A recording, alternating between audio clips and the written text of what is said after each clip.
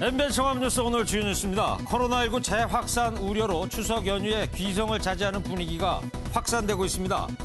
전국 추모공원 대부분이 추석 연휴 기간 문을 닫기로 한 가운데 벌초와 미리 성묘를 하려는 행렬로 고속도로 곳곳이 정체를 빚었습니다.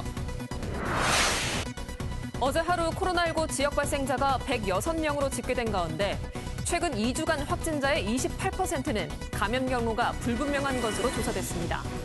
역대 최고치로 방역당국은 국내 재감염 의심 사례도 조사하고 있다고 밝혔습니다. 개천절과 한글날 서울 도심 집회로 인한 코로나19 확산 우려가 큰 가운데 전세버스 업계가 당일 집회 장소까지 운행 거부에 나섰습니다. 이 같은 움직임은 전국으로 확산 중인데 회사뿐 아니라 기사들 참여도 늘고 있습니다. 재산 신고 누락 의혹으로 더불어민주당으로부터 제명된 김홍걸 의원이 출당 결정을 무겁게 받아들인다고 밝혔습니다. 제명 결정을 두고 후폭풍이 있는 가운데 김 의원과 함께 당 윤리감찰단에 회불됐던 이상직 의원에 대한 조사도 속도가 붙을 전망입니다. 심상정 대표에 이어 차기 당대표를 노리는 정의당 당대표 후보자들이 오늘 MBN 토론회에서 열띤 토론을 펼쳤습니다. 전당대회를 약 일주일 앞두고 후보자들은 당의 진로에 대한 자기만의 비전을 제시하며 당심 잡기에 주력했습니다. 문재인 대통령이 제1회 청년의 날 기념사에서 병역 비리를 근절하겠다며 공정이란 단어를 37번이나 언급했습니다.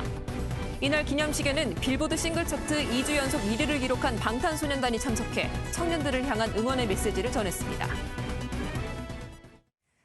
여러분 안녕하십니까? MBN 종합뉴스입니다. 추석이 이제 열흘 앞으로 다가왔네요. 네, 코로나19로 고향 방문을 자제하자는 운동이 펼쳐지고 있죠. 네, 그래서 미리미리 고향 찾아 성묘하고 벌초하는 분들이 많았습니다.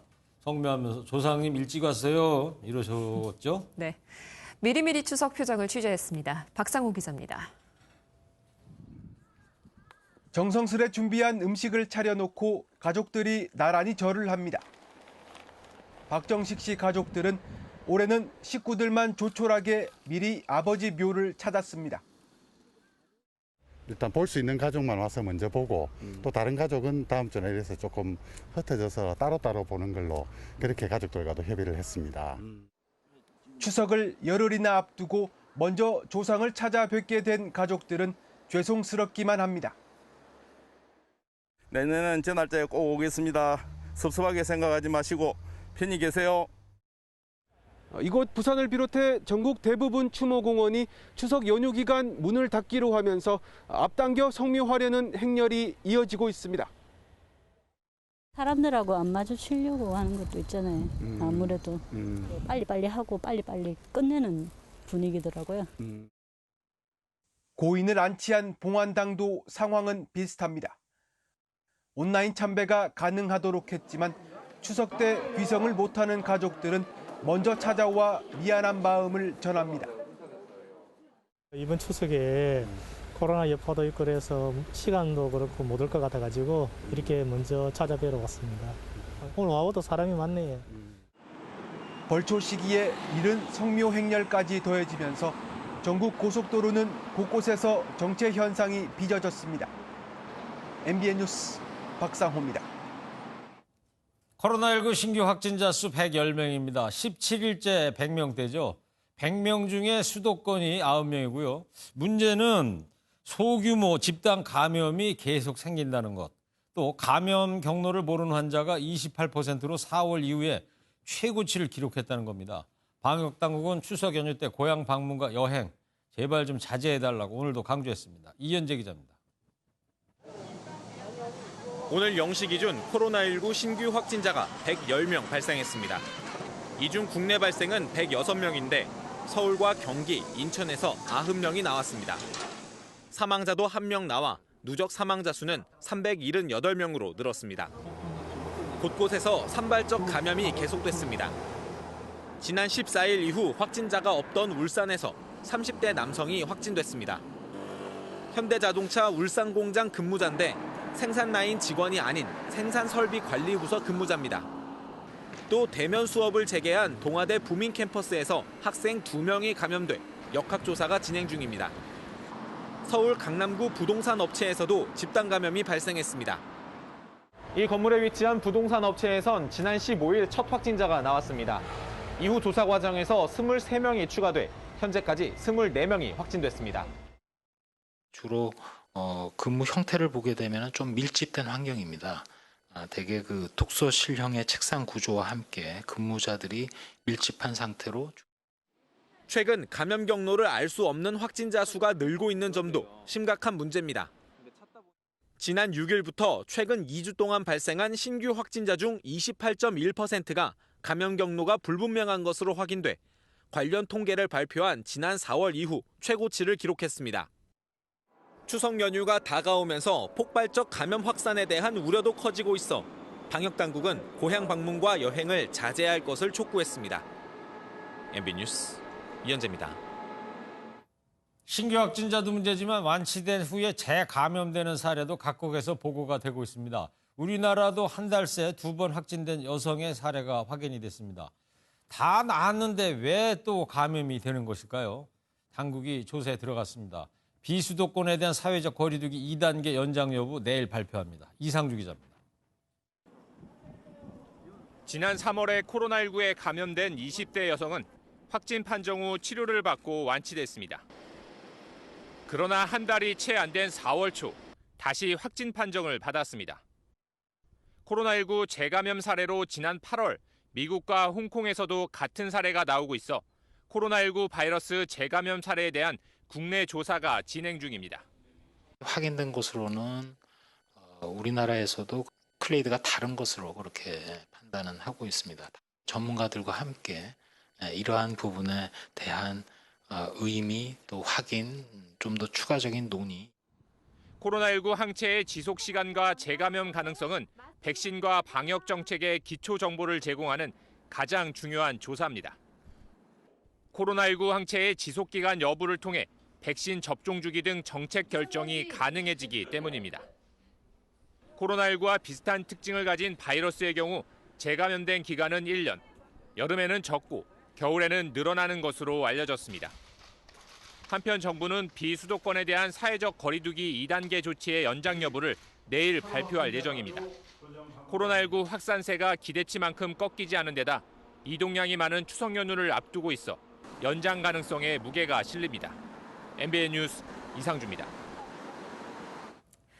산발적인 감염이 계속되고 2단계 거리두기가 연장될 가능성이 높은 상황인데 긴장감이 조금은 풀린 듯한 모습이 보입니다. 날씨가 부쩍 좋아지면서 산책이나 운동하는 분들 많은데요. 마스크를 제대로 쓰지 않고 거리두기가 실종된 모습이 저희 카메라에 잡혔습니다. 정태웅 기자입니다. 서울의 한 공원입니다. 길가에서 좋기 100명은 넘어 보이는 어르신들이 모여 앉아 바둑을 둡니다. 코로나에 더욱 취약한 나이대지만 거리두기는 물론 마스크 착용이 잘 지켜지지 않는 모습들도 눈에 띕니다. 따로 걱정되시는 않으세요? 자기 나름대로 방어할 수 있는 이유예요. 가을 날씨를 만끽하기 위한 시민들은 산을 찾습니다. 산을 오를수록 마스크를 쓰지 않는 등산객들을 쉽게 찾아볼 수 있습니다. 길목에서 통화를 하기도 하고 취재진을 보고서야 마스크를 주섬주섬 챙기기도 합니다. 이렇게 올라가고 그러면은 힘드니까 다 이렇게 약간 이렇게 숨도 가빠지고 그래서 코를 이렇게 내리고 그런 경우는 되게 많은데 그래도 마주치고 이럴 때는 좀 같이 이렇게 코를 가렸었으면 좋겠어요. 밤이 되면 하천 산책로는 남녀노소를 가리지 않는 운동 명소가 됩니다. 마주치는 사람이 가장 많은 장소지만 운동을 하다 보면 마스크는 어느새 뒷전입니다. 여러 사람이 함께 사용하는 운동시설에는 손세정제조차 없는 곳도 많습니다. 실외라 하더라도 마스크 착용 없이 비말이 전파될 수 있는 그런 거리 내에서의 어떤 장시간의 노출이 이루어질 수 있는 환경이라면 최소한 저위험이 아닌 중위험 이상으로는 곳곳에서 크고 작은 산발적 감염이 여전히 발생하는 상황. 언제 어디서든 방심은 금물입니다. MBN 뉴스 정태웅입니다. 코로나19로 이동이 자제되는 상황에 전세버스 업계가 큰 타격을 받고 있죠. 어려운 상황임에도 일부 보수단체가 예고한 개천절 한글날 서울 집회로는 버스를 몰지 않겠다는 선언이 전국적으로 나오고 있습니다. 회사뿐만 아니라 기사들도 방역에 동참하고 있습니다. 강세훈 기자입니다. 전북의 한 전세버스 차고지입니다. 코로나19 여파로 단체 관광 수요가 줄면서 전세버스 업계가 파산 위기를 맞고 있습니다. 수개월째 운행하지 못해 적자가 쌓이자 보험료라도 아끼려고 이렇게 번호판을 떼어내 해당 지자체에 반납하는 회사도 속출하고 있습니다. 지난 광복절 집회 당시에는 전국에서 전세버스 수십 대가 동원돼 비난도 받았습니다. 전세버스 업계는 오는 개천절과 한글날 서울 도심 집회에 참가자를 위한 운행을 하지 않기로 했습니다. 국가적인 게 지금 사태인데 해서 90개 업체 사장들한테 그 차 운행을 하지 않겠다는 동의서를 받았어요. 현재까지 전국 16개 시도 가운데 8개 지역은 운행 거부를 결정했고 나머지 지역도 다음 주에 참여할 것으로 알려졌습니다. 버스 기사들도 동참하는 분위기입니다. 지역에서도 퇴출돼야 되니까 90% 이상은 안 가는 걸로 아마 다 알고 있습니다. 지자체는 방역 관리에 부담을 덜게 됐습니다. 코로나 확진자가 21명이 발생하였습니다. 우리 도내는 운행을 거부 결정함에 따라서 코로나 확산 방지 등에 크게 기여할 것으로 판단하고 있습니다. 하지만 일부 보수단체가 집회가 아닌 결혼식에 간다고 하면서 전세버스를 예약할 가능성도 있습니다. MBN 뉴스 강세훈입니다.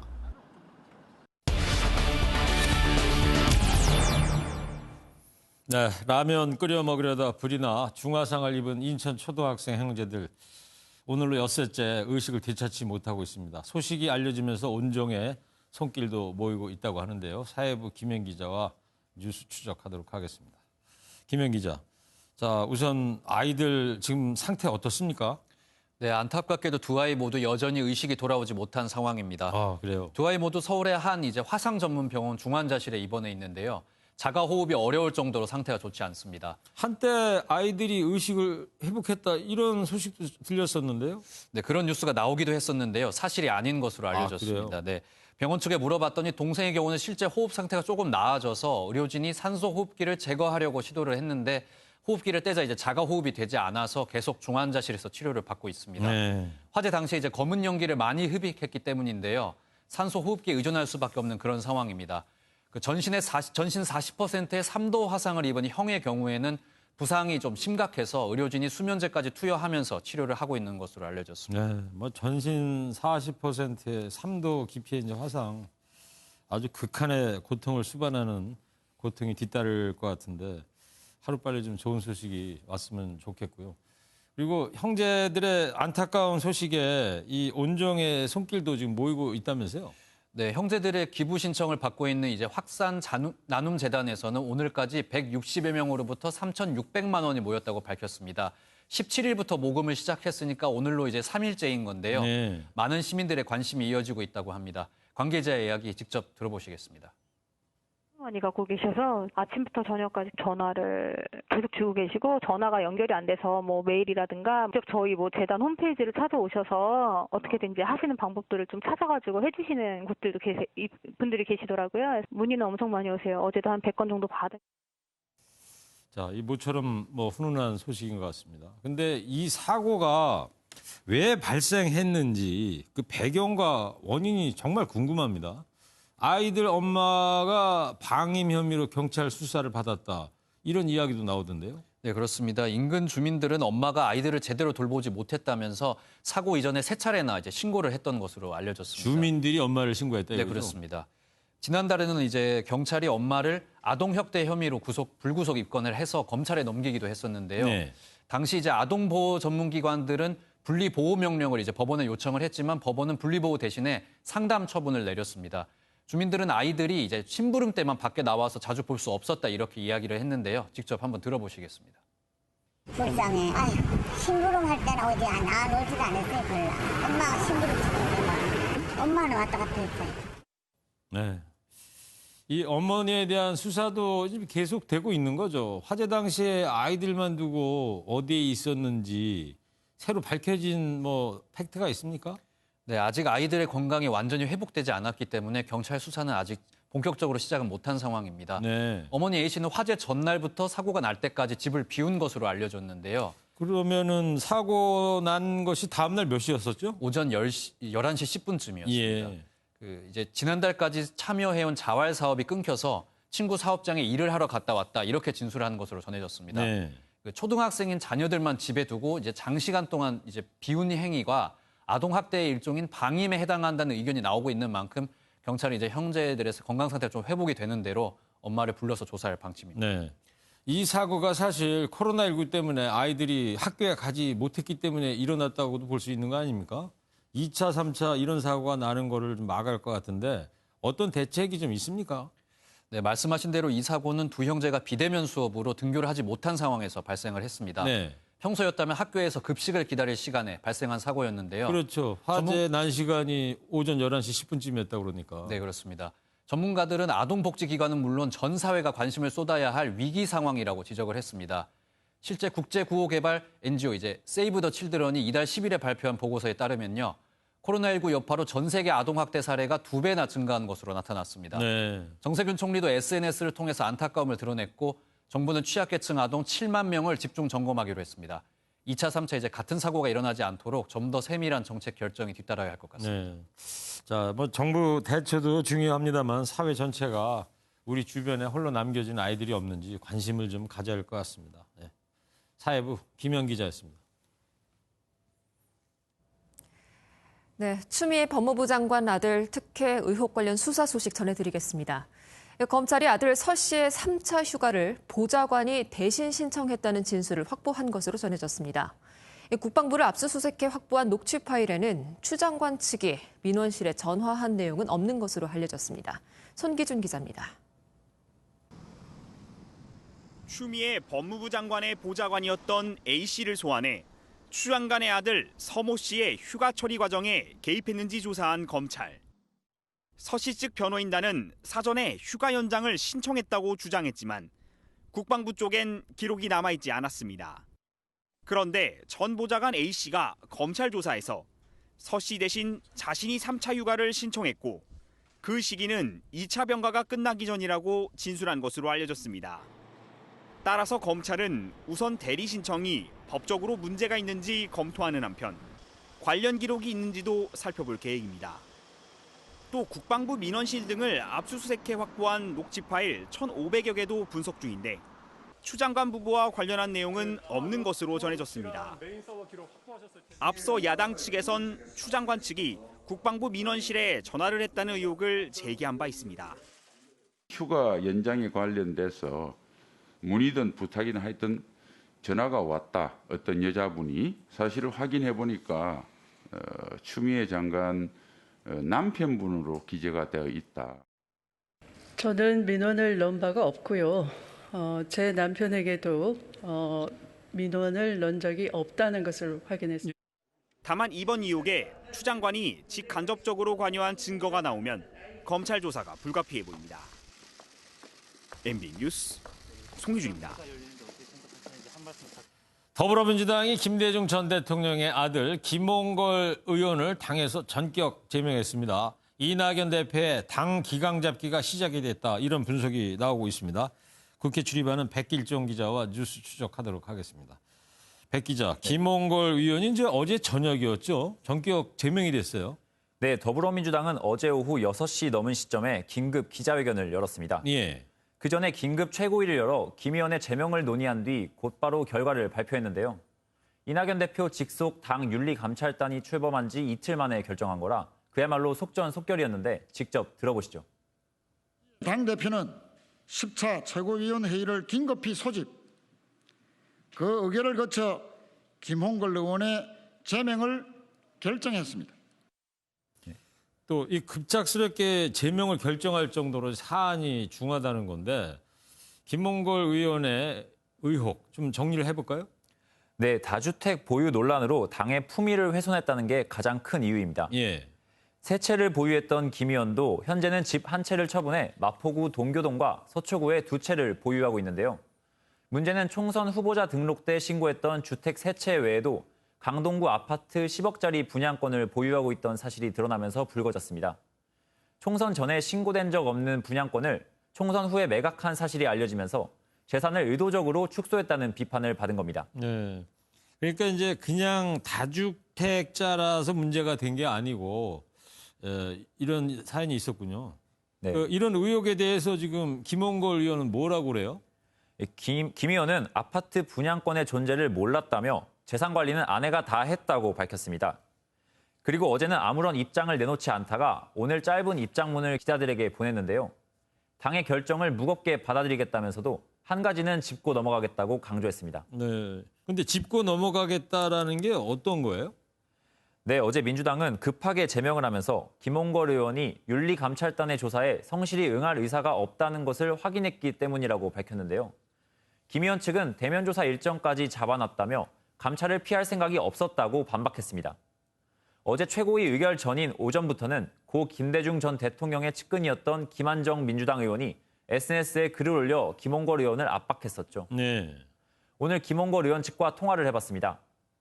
처음엔 돕겠다던 김한정 의원의 태도가 돌변했다며 토사구팽 당한 것처럼 느껴진다고 불만을 털어놨습니다. 직접 들어보시죠. 지금은 굉장히 중요한 시기니까 자중하고 좀 이렇게 신중하게 있어야 된다. 이 말까지 해주고 근데 갑자기 본인이 무슨 페이스북에 그럼 한 번도 뭐 설명도 안 듣는 것처럼. 근데 이낙연 대표 사실상 고 김대중 대통령이 정치에 입문시켰다고 할 수가 있는데 그런데 김대중 대통령의 막내 아들 김홍걸 의원을 전격 제명시켰어요. 네, 그래서 이낙연 대표가 작심을 했다는 말이 나옵니다. 예. 대표 취임 후 한 달도 안 돼 추미애 법무장관 아들 의혹, 이상직 민주당 의원 이스타항공 대량 해고 논란 등 굵직한 문제가 연이어 불거지면서 리더십이 시험대에 올랐거든요. 제명을 서두르면서 당내 문제점을 장악하는 모습을 보일 필요가 있었고 아시다시피 김 의원은 비례의원입니다. 비례의원인데 이제 제명이 됐단 말이에요. 의원직은 어떻게 되는 거예요? 네, 비례의원은 스스로 탈당하지 않고 제명당하면 국회의원직을 유지하거든요. 네. 김 의원을 제명하면서 대표의 리더십은 세우고 의원직은 유지시켜줘 명분과 실리를 다 얻었다는 말도 나옵니다. 이낙연 대표의 말 들어보겠습니다. 당 소속 선출직 공직자와 주요 당직자의 부정부패와 젠더 폭력 등 불법 이탈 등의 문제를 법적, 도덕적, 윤리적 관점에서 네. 자, 그리고 이상직 의원은 어떻게 됩니까? 네, 김홍걸 의원과 함께 조사 대상 1호로 윤리감찰단에 회부됐는데 이상직 의원 역시 중징계가 불가피해 보입니다. 또 하나 야권에서 공세를 펼치고 있는 윤미향 의원은 현재 기소가 된 상태라 당원 당규에 따라 재판 결과를 보고 징계 여부를 결정하겠다는 입장입니다. 네, 민주당 얘기 여기까지 듣고 이 국민의힘의 박덕흠 의원이 피감기관 이해충돌 논란이 지금 일고 있는데 수주 의혹이 지금 커지고 있어요. 네, 어제 민주당의 진성준 의원이 의혹을 제기했는데요. 박덕흠 의원은 원래 국회 상임위가 국토위였다가 최근 환노위로 바뀌었거든요. 이 바뀐 이유가 뭐예요, 그러면? 아무래도 이해충돌 논란이 불거지면서 상임위를 교체한 것으로 보입니다. 네. 민주당은 박 의원과 가족이 대주주로 있는 건설사가 최근 5년 동안 국토부와 서울시 산하기관으로부터 공사 수주, 신기술 사용료 등 명목으로 1,000억여 원을 받았다고 주장했습니다. 민주당에서는 의원직 사퇴까지 요구하고 있고요. 박덕흠 의원은 오늘 MBN과의 통화에서 지금 단계에서는 밝힐 입장이 없고 다음 주 초에 기자회견을 열 예정이라고 밝혔습니다. 네. 다음 주 초 월요일, 화요일쯤에 그러면 박 의원의 입장이 좀 나오겠네요. 박덕흠 의원이 자신의 의혹에 대해서 어떤 해명을 내놓을지 지켜봐야 될 것 같습니다. 뉴스 추적 백길종 기자였습니다. 네, 다음 소식입니다. 정의당이 오는 27일에 새로운 대표를 선출합니다. 전당대회를 앞두고 오늘 저희 MBN에서 후보자 토론회가 열렸는데요. 포스트 심상정을 노리는 4명의 후보들을 만나보시겠습니다. 최형규 기자입니다. 형식입니다. MBN이 주최한 2020 정의당 당대표 후보 토론회의 최대 쟁점은 더불어민주당과의 차별성과 존재감 되찾기였습니다. 김종민 후보는 더불어민주당이 보수화됐다며 차별화된 진보 정책을 당당히 내놓아야 한다고 목소리를 높였습니다. 이재용 삼성 부회장 기소에 대해서 논평 하나 내지 못하고 있는 민주당이 창피할 정도로 재벌세습 막는 순환출자 제한법 같은 걸. 김종철 후보는 전례 없는 코로나19 시대에 맞는 전례 없는 정부 대응이 필요하다며 이에 걸맞은 정책 대안을 제시했습니다.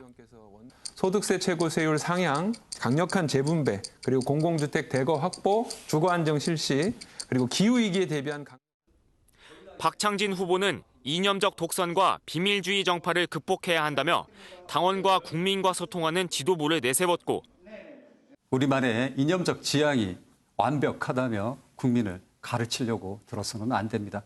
지지자들과 국민들과 함께 무릎을 맞대고. 배진교 후보는 장혜영, 류호정 의원과 같은 진보정치 3세대를 성장시켜 새로운 리더십과 지속가능한 정당을 만들겠다고 강조했습니다. 청년 정치인 100명을 지방선거와 국회의원 선거에 나갈 수 있도록 청년 정치인들로부터 정의당의 새로운 리더십을 준비해야 된다고. 포스트 심상정을 노리는 후보들의 치열한 경선 레이스는 오는 27일 새 당대표를 뽑는 전당대회까지 이어질 예정입니다. MBN 뉴스 최영규입니다. 전국에서 화재 소식이 잇따랐습니다. 경기도 평택의 한 재활용 시설에서 불이 나 외국인 근로자 2명이 숨졌고 서울 관악구의 한 아파트에서도 화재로 주민 1명이 숨졌습니다. 심가현 기자입니다. 어두운 새벽 밤하늘에 불꽃이 번쩍이더니 몇 초 후 시퍼런 불기둥이 솟아오릅니다. 무서운 기세로 타오르는 불길과 연기가 하늘을 가득 뒤덮습니다. 오늘 새벽 3시 55분쯤 폐비닐 100톤가량을 저장하고 있던 경기도 평택의 한 폐기물 재활용 시설에서 불이 나 10시간 만에 꺼졌습니다. 화재 현장입니다. 철제 건물이 모두 새까맣게 타버렸고 지붕은 모두 녹아내려 뼈대만 남아 있습니다. 탕탕탕 큰 소리로 한 10번 소리가 나더라고요. 그 다음에 한 2초 있다가 한 20-30m 불기둥이 솟으면서 폭발음 때문에 깨졌어요. 이불로 근무 중이던 태국 국적의 40대 외국인 근로자 2명이 숨지고 공장 2개 동이 전부 불에 탔습니다. 소방당국은 제조소 안의 일부 시설이 폭발하면서 불이 시작된 것으로 보고 정확한 화재 원인을 조사하고 있습니다. 아파트 꼭대기층에서 시뻘건 불길이 피어오릅니다. 어제 오후 9시 20분쯤 서울 관악구의 한 아파트에서 원인을 알 수 없는 불이 나 1시간 만에 꺼졌습니다. 이불로 아파트 주민 60대 남성 1명이 숨지고 3명이 긴급 구조됐습니다. 오늘 새벽 2시 30분쯤 인천 남동공단 안의 한 플라스틱 포장재 제조 공장에서도 불이 나 4시간 만에 꺼졌습니다.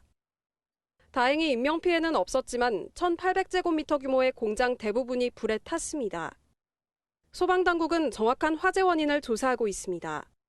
MBN 뉴스 심가현입니다. 속칭 깡통 전세 다 아시죠? 워낙 전세 수요가 많다 보니 이런 현상이 생기는 건데요.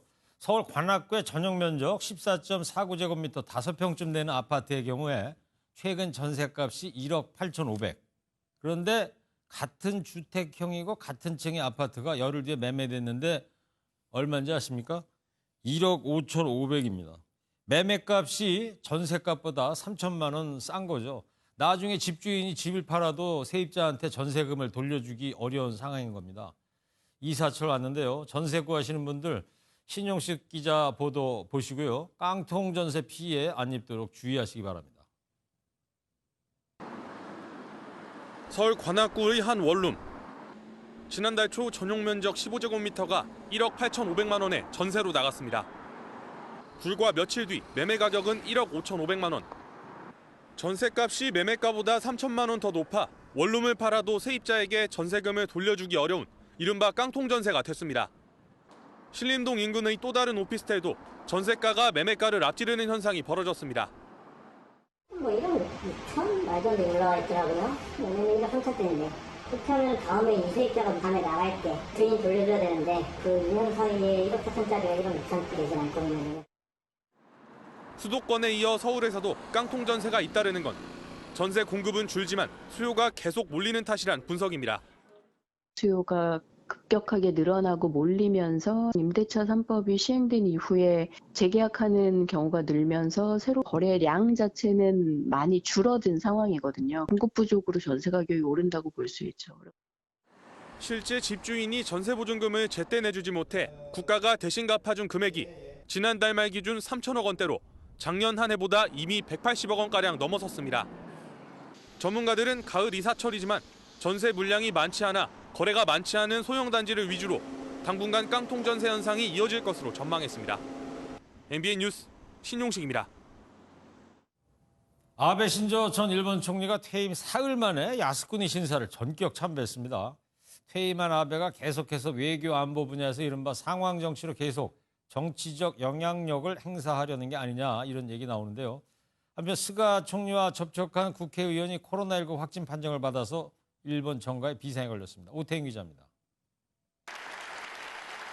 퇴임 사흘째를 맞은 아베 신조 전 일본 총리. 오늘 오전 트위터에 야스쿠니 신사를 참배하고 이달 16일에 총리를 퇴임했다는 걸 영령에게 보고했다는 글을 올렸습니다.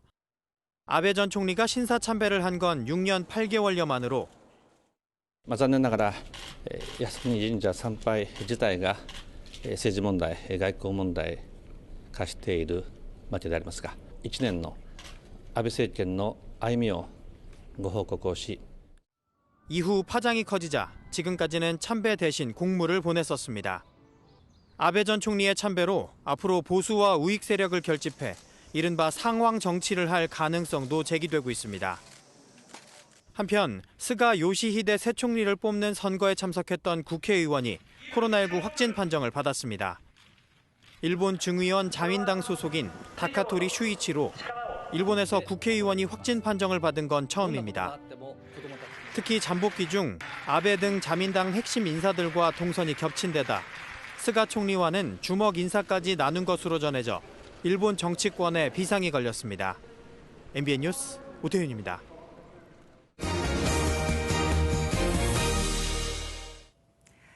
네, 오늘이 제1회 청년의 날이었습니다. 2030 세대 날이었군요. 그렇습니다. 네. 그래서 기념식이 청와대에서 열렸어요. 네, 저도 오전에 중계방송하는 거 봤는데 문재인 대통령이 공정만 37번을 언급하면서 청년들의 요구를 절감한다 이렇게 밝혔어요. 그렇습니다. 그리고 BTS 방탄소년단이 아주 깜짝 등장했는데 혹시 보셨어요? 맞죠. 아주 감동적인 연설을 하던데 같은 2030으로서 어떤 대목이 기억이 납니까? 저는요. 같은 청년을 향해서 시대의 불빛이 되달라고 했던 대목이 기억이 납니다. 네, 이 내용 오지혜 기자가 보도합니다. 올해부터 법정 기념일이 된 청년의 날. 문재인 대통령의 화두는 공정이었습니다. 문 대통령은 공정을 바라보는 눈이 다를 수 있다는 사실이 공정에 대해 더 성찰할 수 있는 계기가 됐다며 청년층의 불공정 문제를 꺼냈습니다. 특히 추미애 법무부 장관 아들의 군휴가 특혜 의혹 문제를 의식한 듯 병역 비리 근절을 언급했습니다. 여전히 불공정하다는 청년들의 분노를 듣습니다. 채용, 교육, 병력, 사회 문화 전반에서 공정이 체감되어야 합니다. 기념식에선 청년 대표로 참석한 방탄소년단이 데뷔부터 최근 빌보드 싱글 차트 2주 연속 1위를 기록하기까지의 경험담을 담담하게 전했습니다.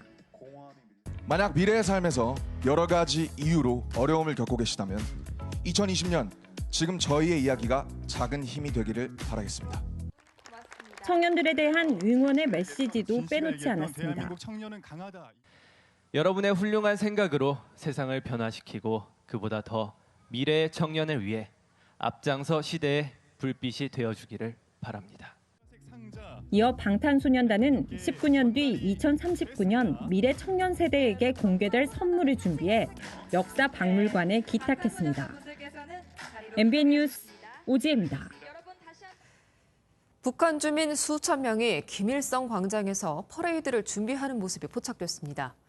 북한이 다음 달 노동당 창건 75주년 기념 열병식을 열고 신형 대륙간 탄도미사일 ICBM을 공개할 가능성이 제기됩니다. 배준우 기자입니다. 수천 명의 북한 주민들이 김일성 광장에 모여 대열을 맞춰 행진합니다. 광장 한쪽엔 영웅 청년, 백승이라고 적힌 조형물의 모습도 보입니다. 미국 AP통신 등은 현지 시간 18일 북한이 대규모 열병식을 준비하고 있다고 보도했습니다. 지난 15일 평양 미림 비행장에선 군인들이 행진 대형을 훈련하고 대륙간 탄도미사일 ICBM 등의 보관이 가능한 대형 보관시설을 신축한 정황도 포착됐습니다. 북한이 다음 달 10일 노동당 창건 75주년을 맞아 대규모 열병식을 통해 신형 대륙간 탄도미사일 ICBM 등 새 전략무기를 선보일 거란 관측이 나옵니다. 코로나19와 태풍 피해로 허덕이는 북한이 전략무기를 통해 김정은의 성취를 선전하고 무기를 선보이는 수준에서 한미 압박에 나설 가능성이 크다는 겁니다. 국내 결속을 위해서라도 이런 전략 무기를 보여줄 필요가 있다고 생각이 되고요. 미국 대선 이후에 미국과의 협상을 다시 재개한다면 이 협상력을 높여서 또한 북한 심포조선소에서 수중 사출 시험용 바지선이 포착되는 등 조만간 잠수함 발사 탄도미사일 SLBM 발사에 나설 거란 관측도 있습니다. 원인철 합동참모의장 후보자는 지난 16일 북한이 SLBM 발사에 나설 가능성이 있어 예의주시하고 있다고 밝혔습니다. MBN 뉴스 배준우입니다. 네, 이번 주 화제가 됐던 고향의 플랜카드 문구죠. 네. 불효자는 옵니다. 뭐 안 와도 된다께 네. 있고요. 정청리가 그러더구나. 내려오지 말고 용돈 2배로 보내거라. 네. 아주 신박한 문구들이에요. 네, 근데 네. 추석 연휴 기간에 제주, 강원, 부산 휴양지 예약이 꽉 찼다고 그러지 않습니까? 네, 거리두기 캠페인을 하는데 연휴에 관광지를 가시는 분들은 효자일까요? 불효자일까요? 그건 제가 모르겠고요. 네. 옛날 노래가 하나 떠오릅니다. 어떤 노래인데요? 이 노래입니다. 남인수의 불효자는 떠나고. 노래대로라면은 효자는 집콕해야겠어요. 네. 자, MBN 종합뉴스 여기서 모두 마치겠습니다. 시청해주신 여러분 고맙습니다.